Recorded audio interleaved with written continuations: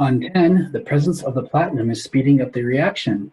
But notice it's not put in and yet destroyed like a reactant. It's not being created by the reactants. It's not a product, yet it's speeding up the reaction.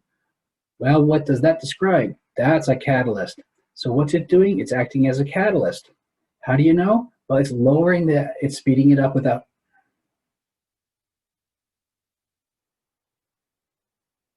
On 10, the presence of this platinum is speeding up this reaction, and yet it's not a reactant and being destroyed or changed, and it's not appearing from the reactants as a product.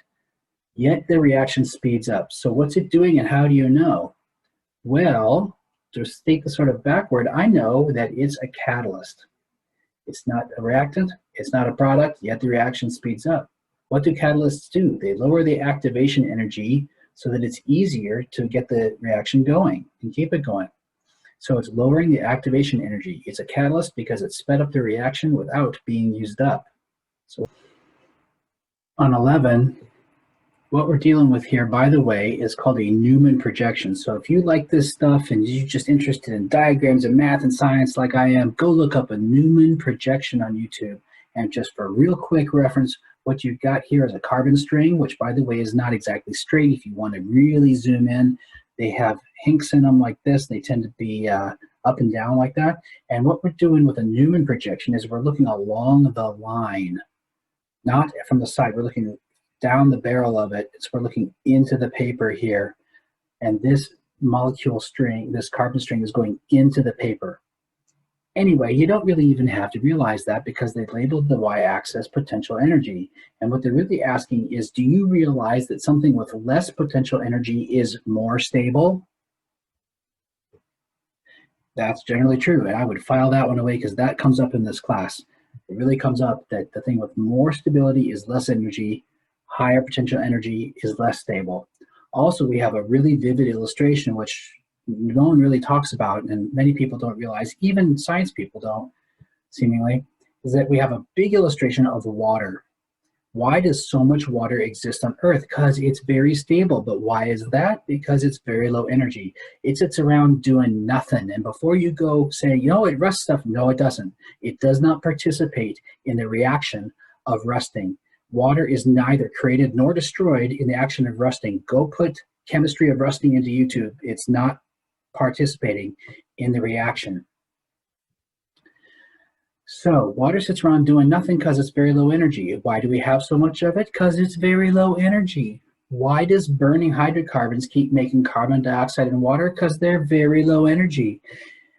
Another principle of this class is nature likes to release energy and create chaos. And one thing it can do is create water and carbon dioxide and release a good amount of energy. If nature can make water, it probably will. So all that coming back here says that the thing with the lowest amount of potential energy, the third one, is the most stable. For number 12, this has a kind of a weird graph that took me a while to realize what it was actually talking about way back, because I'm used to stuff like temperature or energy being the y-axis, and this says molecules. Energy is the x-axis. So what we have here is a correspondence between the number of molecules vertically and the amount of energy they have going to the right. Like this, if I choose this amount of energy, or in effect temperature, because that's how these things are going to sort of be observable as having more energy, is having a higher temperature, then this energy, this many molecules from trial 1 have that amount of energy, and this amount of molecules from trial 2 have that amount of energy. So no matter where you pick, all the way up in the higher temperatures and the higher energies, trial 2 has more molecules that exist currently at that temperature, including the very key activation energy. So what we have is more molecules running around faster because they have more energy and thereby more temperature. So they're running around faster, and that means they're banging into each other more times per second, which means you have more chance of an effective collision. There are more effective collisions per second overall. And when they do so, you have a higher chance of one of those having the activation energy from trial 2, because more molecules have the needed activation energy more from T2 than in T1. So the rate of T2 will be faster for both those reasons. T2 has a higher temp, more molecules have the activation energy, There are more effective collisions per second overall, and the rate for T2 is greater.